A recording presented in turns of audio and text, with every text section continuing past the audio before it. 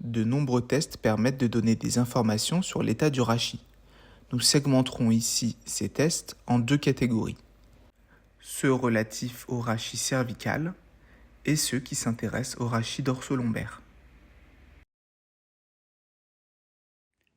Le test d'Adam sera indiqué en cas de suspicion de scoliose.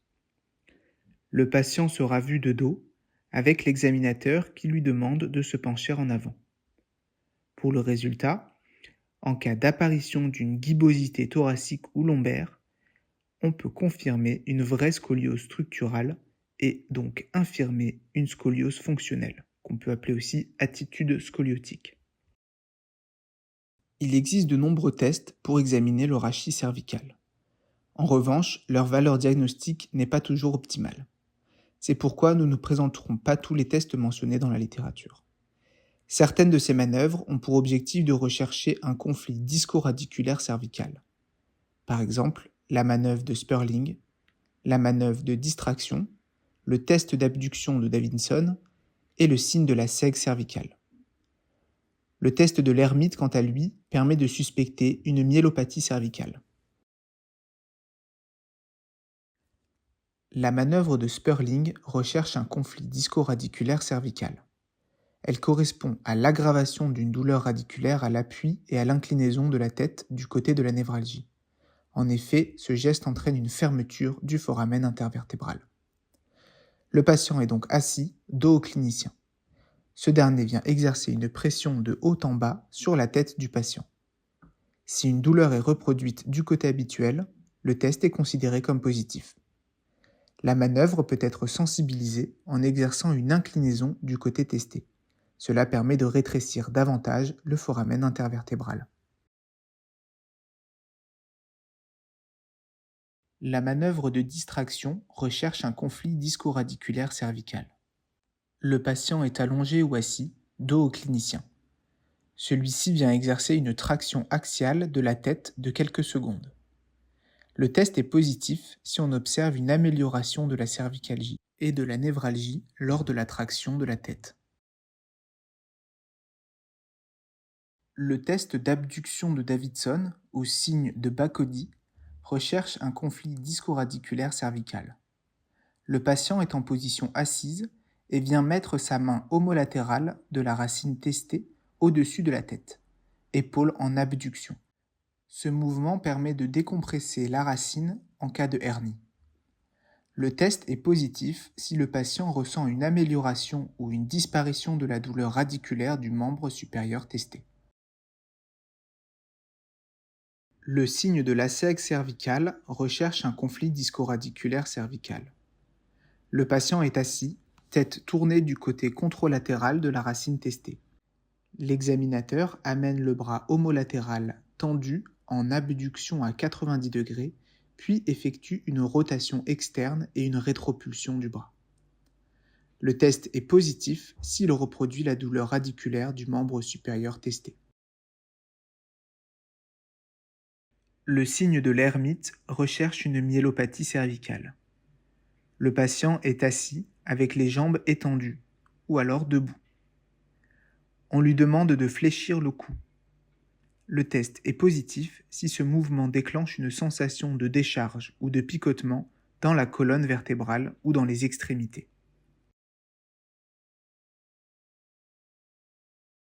Il existe de nombreux tests pour examiner le rachis lombaire. Certaines de ces manœuvres ont pour objectif de rechercher un conflit disco-radiculaire lombaire. Par exemple, la manœuvre de la sègue, la manœuvre de la sègue croisée, la manœuvre de Léry ou le slump test. D'autres tests, quant à eux, ont pour objectif de rechercher une raideur du rachis, comme la distance doigt-sol, l'indice de Schaubert, le test de Stibor, la distance occiput-mur, l'ampliation thoracique ou la flexion latérale.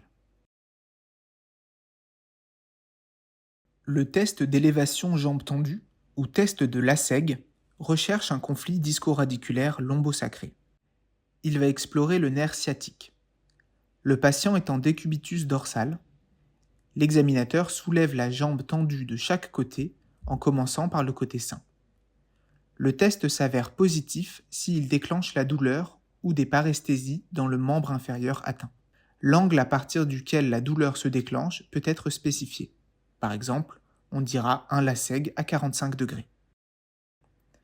Le LASEG croisé désigne une douleur radiculaire déclenchée en soulevant le membre contralatéral à la douleur. Il s'agit d'un signe de gravité. Le test de Léry, ou PKB test, recherche un conflit disco-radiculaire lombosacré. Il va explorer le nerf fémoral, ou nerf crural. Le patient est en décubitus ventral. L'examinateur vient bloquer l'articulation sacro-iliaque, puis va fléchir la jambe à 90 degrés. La manœuvre se termine par une extension de hanche en soulevant le genou. L'examen doit être bilatéral et comparatif en commençant par le côté sain. Le test s'avère positif s'il déclenche la douleur ou des paresthésies dans le territoire du nerf crural du membre inférieur atteint. Le SLUM test recherche un conflit disco-radiculaire lombosacré. L'objectif est la mise en tension du fourreau dural. Le patient est assis. Il va s'affaisser en positionnant les mains dans le dos. Le patient fléchit ensuite le cou pour que son menton touche le sternum. Enfin, le patient étend la jambe testée et réalise une dorsiflexion du pied. L'examinateur applique alors une flexion passive du cou et de la cheville. Le test est positif s'il reproduit la douleur ou les paresthésies dans le membre inférieur. Notez que le test s'arrête dès que la douleur est ressentie. L'indice de Schaubert est utile pour évaluer la raideur lombaire. Le patient est en position debout. Avec un marqueur, on repère L5 situé 2 à 3 cm au-dessous du niveau des crêtes iliaques.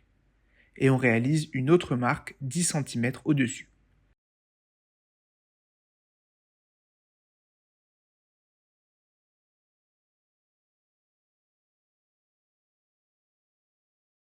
Le patient se penche ensuite en avant et on mesure la distance entre les deux marques avec un mètre ruban. Un résultat normal présente une augmentation de la distance de plus de 5 cm. En cas d'augmentation de moins de 5 cm, on considérera le résultat comme pathologique.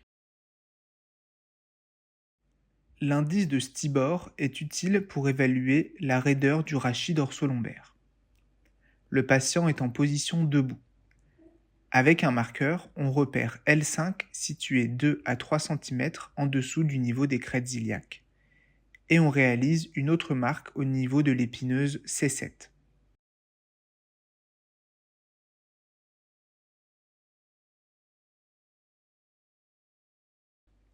Le patient se penche en avant et on mesure la distance entre les deux marques avec un mètre ruban. En cas d'augmentation de la distance entre L5 et C7 de plus de 10 cm, on considérera le résultat comme normal. Si la distance L5-C7 augmente de moins de 7 cm, on considérera le résultat comme pathologique.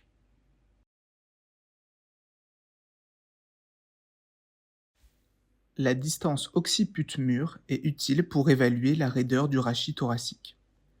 En cas d'hypersyphose thoracique, le patient a la tête penchée en avant.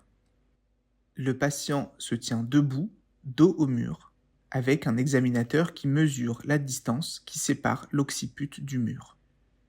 Un résultat est pathologique si la distance est supérieure à 0 cm.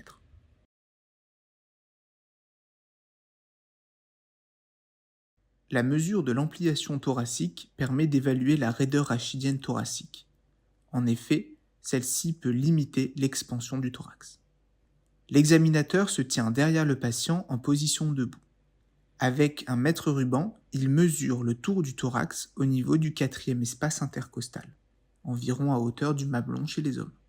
L'ampliation thoracique correspond à la différence entre l'inspiration maximale et l'expiration forcée.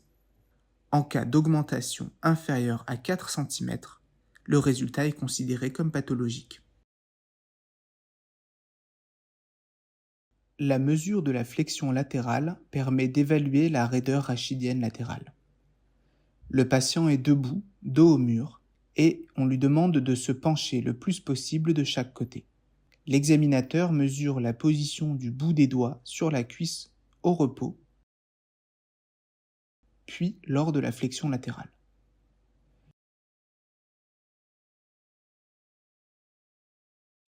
Une différence de distance inférieure à 10 cm est considérée comme pathologique.